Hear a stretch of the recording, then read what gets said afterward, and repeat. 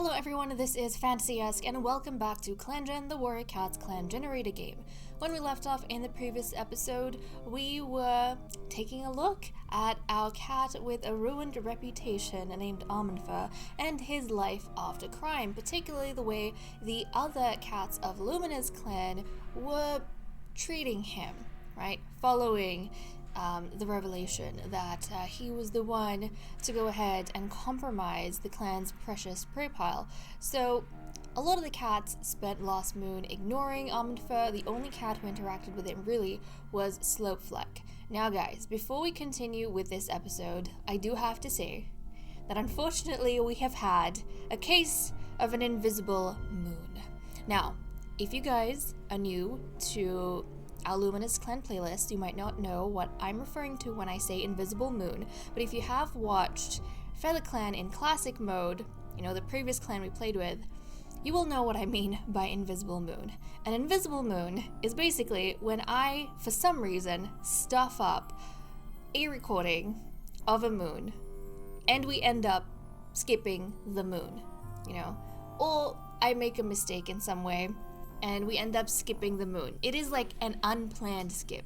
You know how earlier in this series we had a whole bunch of moons that I played off camera? That does not count as an invisible moon because that was planned, right? I told you guys what I was going to do and that's how I did it, and it was blind for both of us. But an invisible moon is when for some reason I stuff something up and then we have to just skip an entire moon. So last episode we were actually on moon 28. This is moon 29, but we're going to go into moon 30 in this video. So I am not going to go through all of the events because nothing too surprising happened in the events.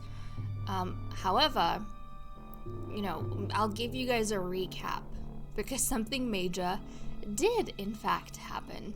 So I'll do the recap before we dive in. Now basically the reason why there is an invisible moon is because my computer updated, and for some reason after the update it basically disconnected my mic, and so I recorded an entire episode assuming that my mic was working, only to check the footage afterwards and realize that my mic was not even connected. So it has since been fixed. But that means that yes, we have an invisible moon. Thankfully, with the way we do the episodes now, like the format in which we go through things, I can give you guys a decent recap. So, in the events, real quick, the only major thing we had is that Slopefleck's ear is no longer torn, so everything was good there. I think I forgot to do like the befriending or the praising for allies, so we didn't have like anything to do with gatherings this time around, which was an oversight on my part. But that aside, in terms of relationships, like the major things that happened, major things. So we were trying to pay attention to how the different cats were treating Almondfur, because like I said, he didn't get a whole lot of attention. Everyone is giving him the cold shoulder. Dark Pounce was scolding Almondfur for something trivial, one of the cats that, you know, hates him, and then Lyrebuzz lost in a race against Almondfur and was acting like really bitterly about it. So we had some instances of, you know, the hateful cats not being really happy with Almondfur and taking it out on him just a little bit more, especially because he has, you know, a criminal reputation now. But then we had a kind of sweet moment between Almondfur and Slumberroach, who spent some time together and forgot why they were upset with one another. Slumberroach, as the, you know, Almondfur's previous mentor, I think was feeling a little bit of guilt about why Almondfur might turn out this way. And so he, you know, wanted some answers from Almondfur, so they sat down together, they had a nice chat, and tried to figure out why Almondfur was feeling the way he did and why he must have done the crime. And they, through this, got a better understanding of each other. And Slumberroach kind of came to the conclusion that this was one mistake that Almondfur made, a bad mistake, but a mistake, not necessarily an indicator of a bad personality. So that's kind of what happened with these guys, and I don't think there was anything too crazy with Almondfur. So those are the like three major things that happened with Almondfur. And then something to note here is that Nectarrock found Dark Pounce really annoying. Now before this, Greyswipe saw Nectarrock lazing around in the sunshine and was resentful at how little he has been contributing. So that was kind of a negative thing. And basically the story that happened afterwards is that, well, this makes even more sense. Basically, Greyswipe saw this and she was unhappy. And then she had a talk with Lyrebuzz and Dark Pounce, and she mentioned this. And Dark Pounce, who is mated to Nectarrock, then started thinking that, everyone else's mates are doing something useful and productive and are such great members of the clan. Meanwhile, she's stuck with someone who's retired and isn't doing anything. And Dark Pounce started to feel really embarrassed because Greyswipe's mate Slumberroach is a really active participant in the clan, and Lyrebuzz's mate Slopefleck is also an active participant. So between all the mated cats here, Dark Pounce started to feel really embarrassed that Nectarrock is kind of useless and just lying around. So she actually spoke to Nectarrock about it, and then he started finding her annoying because to him, he's done, so much work as deputy. He's spent a large part of his life already trying his best to provide for everyone. Now he's retired and he wants a bit of rest. What's so wrong in that? So he wasn't too happy. He thought Dark Pounce was really nagging him.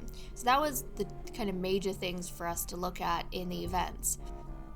And I'm not going to dive into the cat list just yet because we actually need to head to patrols for the big drama that happened.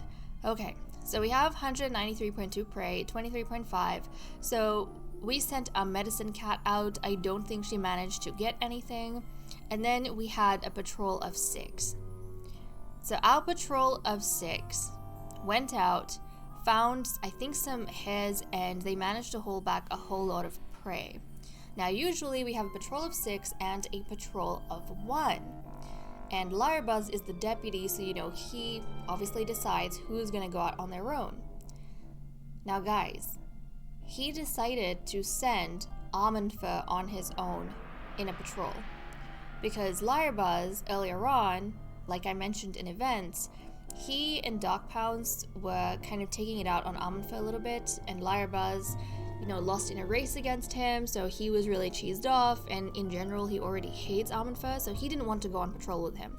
He sent Almondfur on his own. And here is where the twist comes in. He actually assigned Almondfur on a patrol route that had a badger in it. And so Almondfur on his own went to go check out a badger set, and what ended up happening is that Almondfur slipped, fell into the set, and straight into the jaws of a badger. And he died. That's right, Almondfur died.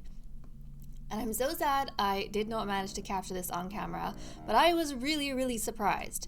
So guys, now we can dive into the cat list, and you will see that among the cats who are dead, Almondfur is up here. He's begging StarClan to send him back because he is not ready to put down his investigation of the world. There were so many things for him to learn, to be exposed to, and I think most of all, Almondfur has the type of personality where, knowing the amount of cats that hate him, he doesn't want them to have the satisfaction of finally getting rid of him in one way or another. And he would want to go back just so he can throw it back in their faces and continue to be, more or less a pest in their side. So, yeah, Almondfur, he can't really accept it at this stage. But if we look at his history, it says he lost his life to a badger. So that's pretty much what happened to Almondfur, and that was like the big deal. Now, I started thinking about it, and I started wondering, now, was this just an accidental thing? Because if it was, then, nobody can be blamed for it, and Lyrebuzz, Cloudy Snarl, Dark Pounce, they're going to be happy more or less that the criminal cat finally got punished by some divine intervention, and a badger took his life, right? But then also, yes, it was a badger, so nobody can really be blamed, but really we started thinking, did Lyrebuzz perhaps do this intentionally? Did he already know that he was sending Amanfa on a high-risk patrol, and he was hoping something would go wrong, and it did, and Amanfa didn't have anyone to back him up? So, was it an accidental death or a planned murder? I don't know. But regardless, nobody's going to be held accountable for it because, I mean, the evidence was on Amanfa's body. It was a badger that killed him. So that is kind of the drama that happened in terms of Amanfa. So we did have our first ever death. And then between Darkpounce and Nectarok, there was a relationship change. Remember when we talked about in the events how Darkpounce was embarrassed of Nectarok and then was pestering him, and Nectarok found her really annoying? Well, when I jumped into Nectarok's relationships, guys, he now hates his mate Darkpounce. So up till this point, we have known that Darkpounce has been resistant to being paired with Nectarok, and she has been resistant to being mediator because she's stuck in the camp and can't go outside anymore, which is what she likes to do. But because she is a devout cat, she is kind of trying her best with what she's been given and accepting that she has this role to have kids, and she's gonna try her best because there is a superstition in Luminous Clan that if a prophetic pairing is made and no kids result from it before they break up, then something bad is gonna happen to the clan. A calamity is gonna strike the clan. So unless it's really to the point where they can't stand each other, they are going to keep trying, right?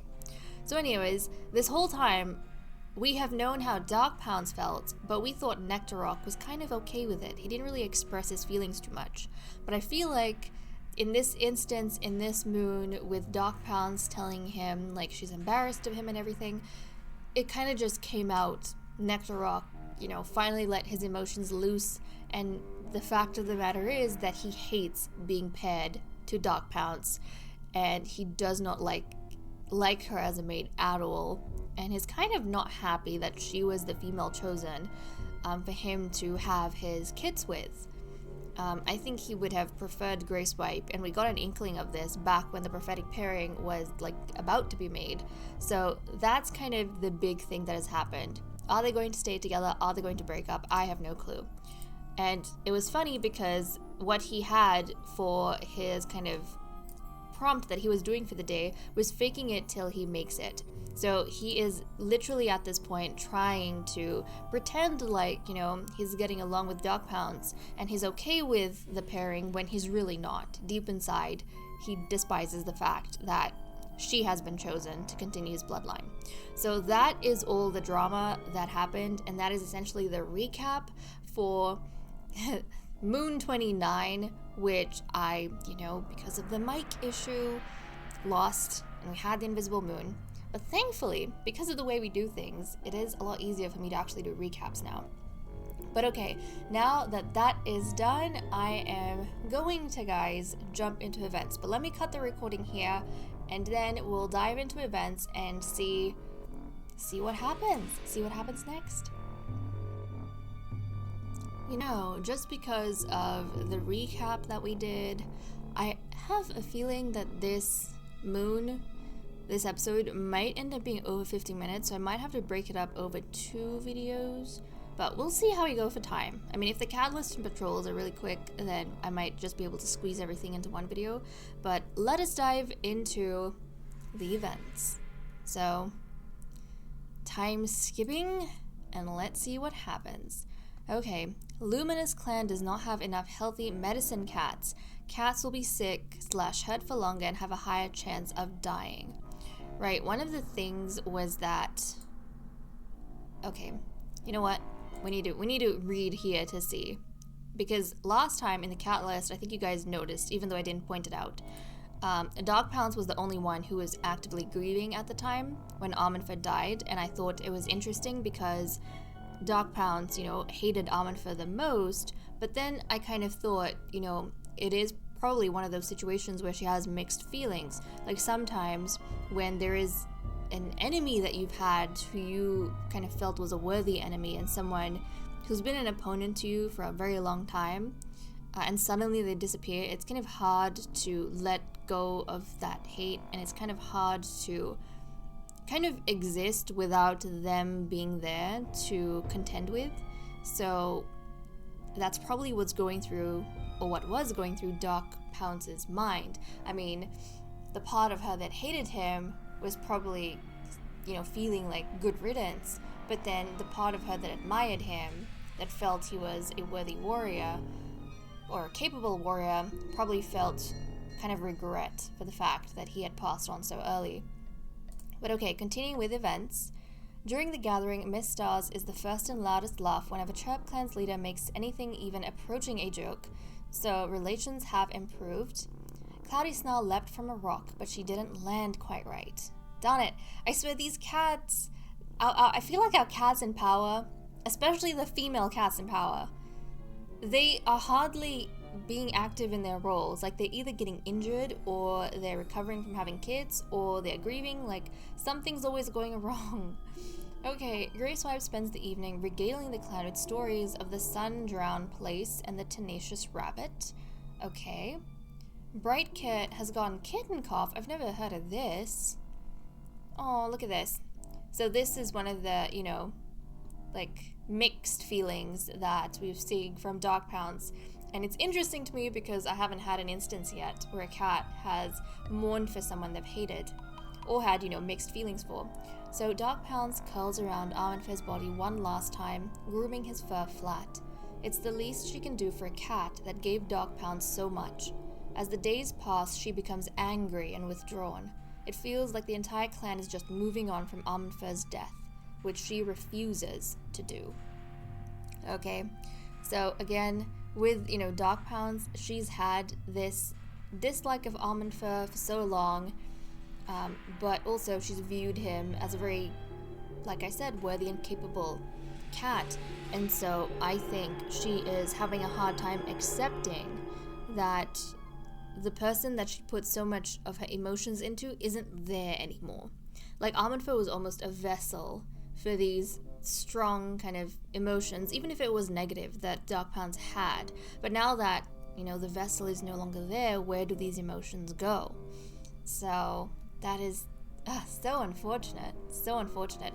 And, everyone else in the clan perhaps is thinking, oh, good riddance, he was a criminal, he was hated by a lot of the cats in power, pretty much all the cats in power, so just as well for the clan that he's no longer here to cause trouble and lead possibly the kittens astray, right? But Dog Pounce, she doesn't feel things as cleanly as they do. It's not black and white for her. So, okay, as news spreads around Luminous Clan of Arminfer's death, Lyrebuzz wonders aloud why any cat would care. Look at that. So Lyrebuzz is not bothered that Arminfer has died, and his reaction to this obviously is very different to Dog Pounce's reaction.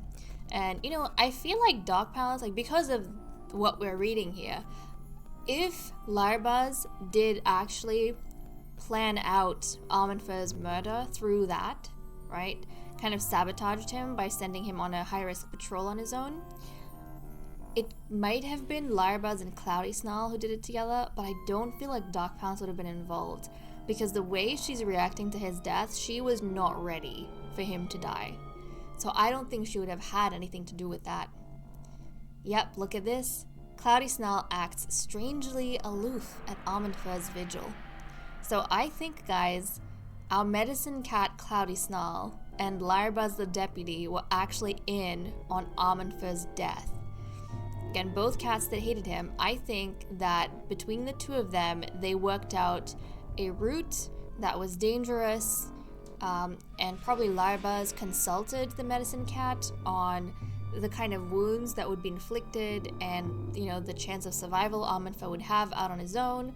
And they kind of both realized that, yeah, even if he was attacked by a badger, there is no way he'd be able to get out of that alive on his own. Or recover from his wounds on his own. So I think they were in on it, guys.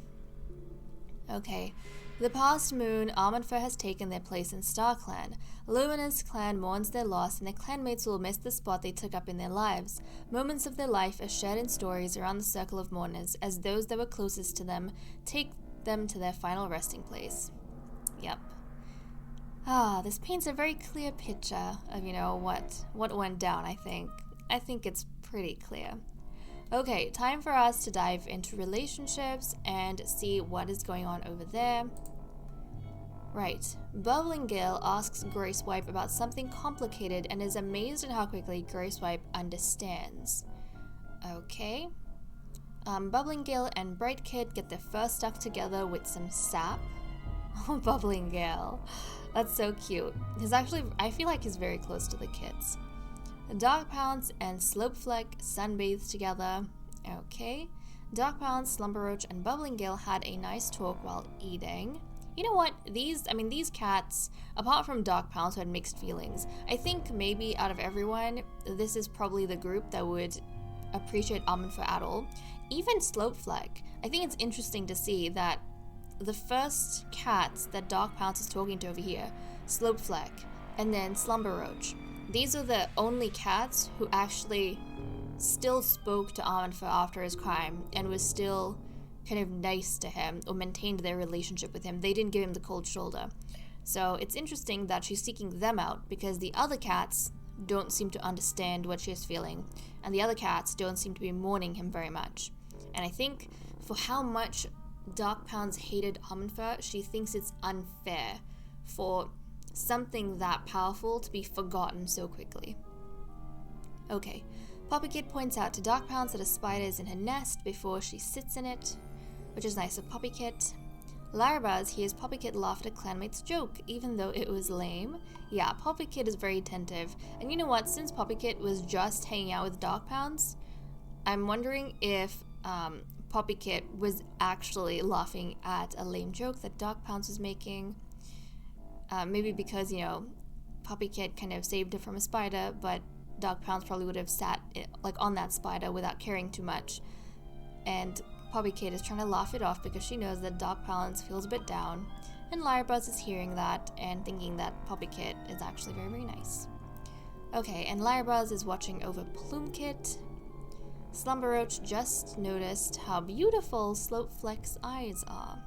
Slumberroach, I know you had a stint with Slopefleck, but both of you have moved on, and both of you have your own mates who are very happy with yes. So let's not go there too much. Maybe they're both hanging out together and thinking about Almond Fur. And maybe Slumberroach is appreciating the way Slopefleck's eyes are kind of expressing his emotions for, the way Almond Fur died, because Almond Fur was like a brother to Slopefleck. And that makes me even more curious. Like, is Slopefleck not mourning Almond Fur? Like, they were very, very close. But out of everyone, to my surprise, it's Dog Pounce that's mourning him. Okay, Slumberroach is getting cats up for stretches and they don't like it. Slumberroach bickered about something trivial with Bright Kit. Okay, I think Bright Kit, being the loud cat that she is, and the proactive cat, probably doesn't understand maybe why Dog Pounce is taking it so hard. Why she's taking Almond Fur's death so hard. I mean, it's unfortunate, but he was a criminal, wasn't he? Like, they don't have to be that sad about it, right? And so they're bickering about this because Slumberroach, he doesn't see Almond Fur as just a criminal. He sees Almond Fur as more than that. I mean, he was his apprentice before that. He was a capable warrior before that. Many things happened before this point in the story. So Slumberroach is thinking from that perspective, whereas Bright Kid, who's only been around for like 5 moons, is thinking from, recent history. Okay, Midstar and Slopefleck laugh about something small together. Okay. Midstar is getting a bunch of cats up for morning stretches, and they don't like that. Midstar nuzzles against Cloudy Snarl and purrs. This is nice because I have not seen these two interact very much since their kids were born, and I think after their kids were born, they had a bit of a disagreement over something. So this is actually quite nice. I think the death has kind of shaken everyone up a little bit, even if not everyone's admitting it. And it's nice that Midstar is going to Cloudy Snarl and getting comfort from her, even though he doesn't know that Cloudy Snarl and his deputy had like a part to play in Almond Fur's death. Look at this. Cloudy Snell eats with larvas all the time. High positive effect? Of course it is. These two planned Amanfa's murder together, practically. So now that he's gone and whatever they did was a success, I think they would bond a lot. Like, they would totally get along with each other. Okay, Cloudy Snell is sharing a piece of fresh kill with Poppy Kit. She's really close to her daughter, so this makes a whole lot of sense. Grey Swipe scoffed loudly at one of Nectarrock's suggestions.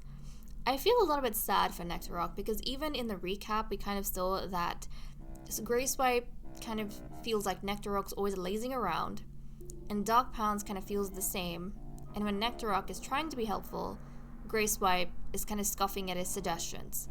Like, he doesn't do anything, but when he does do something, it's not good enough for what he's doing. So I feel bad for him.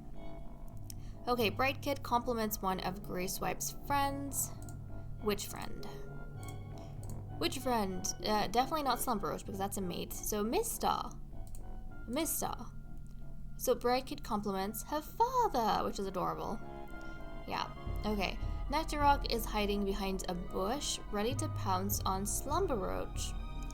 You know, it kind of makes sense that Nectarrock... He's kind of sick of the females right now, I think, because the females have been giving him a very hard time ever since he retired. Whereas Slumber Roach, you know, some of the males, they're a bit nicer to him. They don't really think that much about, you know, how useful Nectarrock is being. As far as they're concerned, he's done his part being deputy, and he did quite well for a long time. He was, you know, shaky in the beginning, but he kind of got his feet under him. He got his paws under him, and he was doing really good for a while. So, I mean, they don't really have a problem with stepping up for Nectarrock. So, it's kind of nice that Nectarrock is playing a little bit with Slumber Roach. Okay, Nectarrock didn't expect Bubbling Gale to be so amicable today. Yeah, so these two actually, back in the day, used to have quite a few mishaps. I think Nectarrock, when he was still settling into his deputy role and he was going through a tantrum sort of phase, he used to do a lot of things and then blame Bubbling Gale for it. But Bubbling Gale was such a nice chap, such a nice Tom. He used to take things in stride and, you know, not engage so much with Nectarrock. But because of that, they do have some animosity between them, but it's kind of nice that Bubbling Gale is being amicable. And I think now that Nectarrock is an elder, he's starting to appreciate, you know, when the cats are nice to him. Okay, Cloudy Snell takes the sunny spot that Slopefleck was about to lay in. He's not happy about that. Slopefleck gets hit with waves of envy whenever Plumekit is laughing with friends. So he wants Plumekit's attention, and he is getting envious that Plumekit is laughing with friends. Slopefleck. I don't know if he spends a lot of time with the kittens. I don't know if he does, but this is intriguing. And who are the friends? You know what? Maybe that'll give us an inkling. Plumekit, who are your two friends? And that means not family members. So your friends would be, out of, if we look at like who's closest to them, I suppose Grey Swipe and Slumber Roach in that case. Grey Swipe and Slumber Roach. Grey Swipe and Slumber Roach. And Slopefleck is jealous of this. Okay, maybe Slopefleck wants to talk to Grey Swipe and Slumber Roach about Amanfa, because, you know, there's only a select few cats who have good memories of Amanfa, but they're kind of busy with Plumekit. Maybe that's how I'm going to interpret it. They're busy with Plumekit, having fun, but Slopefleck really wants to, you know, talk about nostalgic things, and so they're kind of unavailable to him, so he's feeling a little bit upset over that. Okay, Nectarrock doesn't believe Poppykit when she explains that a rumor about her is false. Now, what rumor would that be? I have no clue. You know what? Since all the she-cats have been giving Nectarrock trouble, I think he's throwing Poppykit in with the other she-cats and thinking that Poppykit and Brightkit also probably think that Nectarrock is really useless. Even though Poppykit is really attentive, she brought him herbs when he had a headache, and even in the last moon, like the invisible moon, she helped to check up on him, and she was giving him compliments when everyone else was, you know, being really judgmental of him. But, you know, because she is a little she-cat, I think Nectarrock thinks that she's probably also judging him and seeing him as useless. But Poppy Kid's trying to explain that no, she doesn't think that at all. She doesn't mind at all that she gets to hear stories from him in the Elder Den, and that he doesn't go out patrolling with everyone. She doesn't necessarily see the problem in that. But he doesn't believe her, of course. Okay, Poppy Kid, Nectar Rock, and Slowfleck took a sunbath and had a little small talk, which is nice. Bright Kid stumbles upon Grey Swipe looking at the stars with wonder in her eyes. Okay. Plume Kid and Slowfleck notice a cloud is shaped like a mouse. And let's see, oh, this is when we had, the vigil for Almond Fur. And that's pretty much it. That's where the events are ending off, guys. So, okay, a lot of mixed feelings, I think, we saw between everyone, but it was intriguing. Now, for the dens over here, so we did, let's see, Chub Clan, so we'll try and befriend, or praise, Shade Clan, and I want to check out the Medicine Cat den real quick. So, Dark Pounce was given Poppy as treatment for her grief, right? So, a condition, the risks for a condition have lowered. And in terms of the cats who are not feeling too good, okay, we're gonna have to check up. I'll have to check up on her, but I'm gonna cut the recording here. We're gonna come back and take a look at the cat list, guys. It is time for us to check up on the cat list. Loyalties have not changed from last time. Dark Pounce is still the only anti-loyalist. Let's dive into Mr. Leaps into a pile of fallen leaves. So, again, the leader is someone who doesn't seem to be taking Almond Fur's death too hard. He has kind of moved on fairly quickly. And I think the fact that Almond Fur is a criminal for a lot of cats is like even more of a reason just not to mourn him and pay attention to him. Like, he died, but good riddance that he died. Lyrebuzz wishes he was still in his nest sleeping because he just feels so happy that things went according to plan. Cloudy Snarl saw a kitty pet with no fur at all, and she has a sprain. Okay, hopefully that doesn't last too long, because we never really have a medicine cat or a mediator for the most times. They're always out. They're always like out sick or something's wrong. They're always in the medicine cat den. Dark Pounce always cheers the loudest for any cat at naming ceremonies, and she's grieving. So you know what? I think she's dreaming. She's dreaming of when Almond Fur became a warrior during his naming ceremony, I think. She's reliving that moment and how he was so full of potential, before she started hating him for his obsession and before he even developed any of that. I think that's what she's thinking about because she's mourning him so much. Oh, Dark Pounce. Slowfleck, oh, here we go. Clung so desperately to Almond Fur's body that he had to be dragged away. So he has not broken down in grief the way that Dark Pounce has, but he did cling desperately to Almond Fur's body, and he was very heartbroken when he found out that the cat he treated as his younger brother died and had passed on. Oh, Slowfleck, I'm sorry I misunderstood you. I was wondering why you weren't mourning, but no, you were, in your own way. Okay, Slumber Roach tries to set a good example for younger cats, so he doesn't want to break down the way that Dark Pounce has, because he probably doesn't want the kittens to freak out, because even if the kittens went too close to Almond Fur, and they were kind of taught by some of the older cats to kind of, be wary of him and fear him just a little bit, I think Slumber Roach would still recognize that this is the first death the kittens have ever been exposed to, and even the other cats in the clan, this is the first death in Luminous Clan they've been exposed to. So, obviously it's a big thing, and he wants to try and make sure that he keeps it together, so he can go, be a good support to everyone else. Bubbling Gale catches extra prey for Leaf Bear.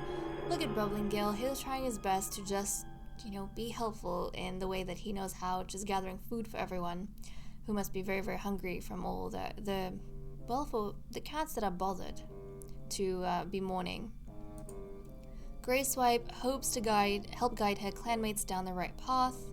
Yeah, she's also one of the cats who, I suppose, isn't taking Almond Fur's death that hard, but at the same time, for those that are, she's trying to help guide them as best as possible and be a strong support for everyone in the clan.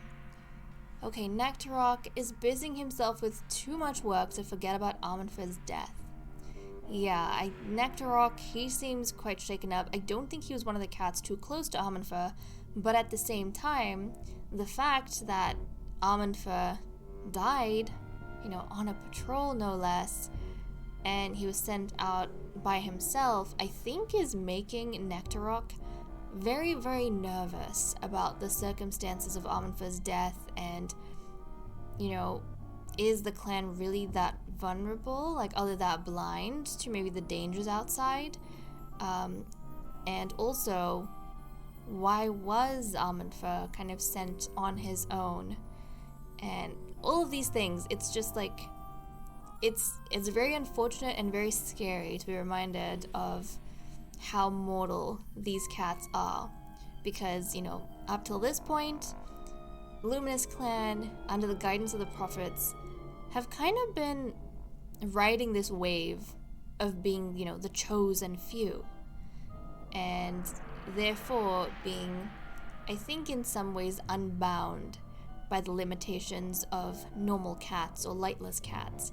So to have a death is a very grim reminder that their prophecies and their visions don't protect them from things like death. Okay, Poppy Kit has taken up the role of guarding the fresh kill pile from cats wanting an extra piece and is taking her job very seriously. Oh, Poppy Kit! Oh, Poppy Kit, look at her. Look at her guarding the fresh kill pile. Oh, she's taking her job very, very seriously. I think, in a strange way, I feel like Poppy Kit would kind of be worried that it might have gotten into her little kitten brain that cats who do devious things, like destroy fresh kill or are compelled for some reason to mess with the fresh kill, they end up being punished by StarClan in some terrifying way, and she thinks that that's what happened to Arminfer. He was punished for a crime he committed, and maybe Poppy Kit is a little bit terrified of someone else dying, so she feels like if she guards the fresh kill pile from cats who might be a little too gluttonous, then nobody's gonna commit any more crimes, and if nobody commits crimes, StarClan won't punish them with death. Oh, Poppy Kit. Okay, Bright Kit is wondering just how good at swimming she really is, and she has kitten cough, she is sick, and this is infectious. Now, I'm not sure how dangerous kitten cough is, so we'll have to keep an eye on her. And then Plume Kit just wants someone to talk to. Oh, look at him. And Plume Kit is, the little kitten who is shy and doesn't really like engaging. Is very careful, I should say, with who he engages in. But after the scary events that have happened, he just wants someone to talk to about all these emotions and, the change. Now, the interesting thing is that he is the only one to have had a bit of a change in personality here. He has become interested in clan history ever since Arminfer's death, whereas before he was only quick to make peace. So I find this very fascinating. Very fascinating. And I think this could also be interpreted in Plume Kit possibly having ideas about how this all came to be, and he wants someone to talk to about these ideas. So whereas his sister, Poppy Kit, probably thinks that Arminfer dying was divine punishment handed down from StarClan, I think Plume Kit, who is usually always opposing her in ideas, I think he feels differently. He doesn't think the same thing. I think Plume Kit feels as though a very kind of unique string of events took place in the clan to lead Arminfer to that end. And these events probably have to do with the cats in the clan. So I think Plume Kit, is, in contrast to his sister, more interested in what went down between the cats for Arminfer to be sent on patrol by himself.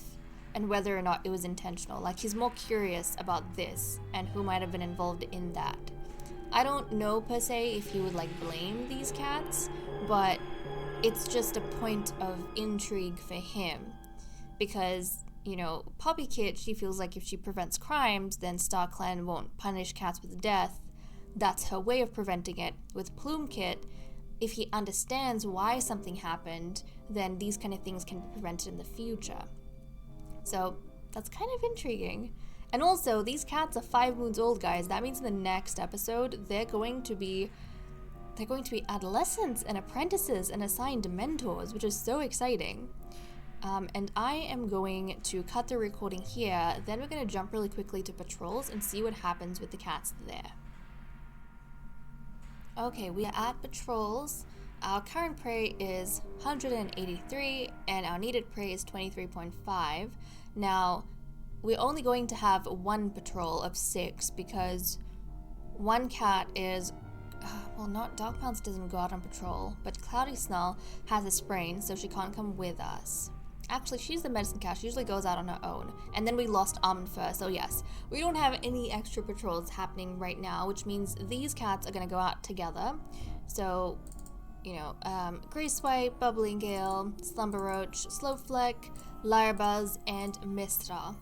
But this patrol is an important patrol, not only because I feel the cats would be very nervous after Almond Fur's death in the previous moon, but in the next moon, all 3 of Mistar's children are going to become apprentices. So I think during this patrol, Mistar is going to be studying the cats with him and trying to assess like which of the cats might make a good mentor for his kittens, because he's the one that's going to decide who mentors whom. So let's go on patrol and see what happens with the cats. As the patrol crunches through the dead leaves littering the wooded slopes, Bubbling Gale explains an idea he had for squirrel hunting. It sounds a little strange, but perhaps it could work. Okay, so Bubbling Gale is in the limelight with his idea over here. I wonder if that's going to gain him some points from Mistar. Let us proceed. Bubbling Gale suggests baiting the squirrels with food and picking them off when they come out to eat. All the patrol has to do is set the trap. With Lyrebuzz on the patrol, they rarely have to lift a paw, and each cat carries multiple squirrels home. A large amount of prey is brought to the camp. So, no doubt, with some help from Lyrebuzz. So it seems as though, in this patrol, Bubbling Gale and Lyrebuzz really stood out to Mistar. Now, are they going to be compatible with one of his kits?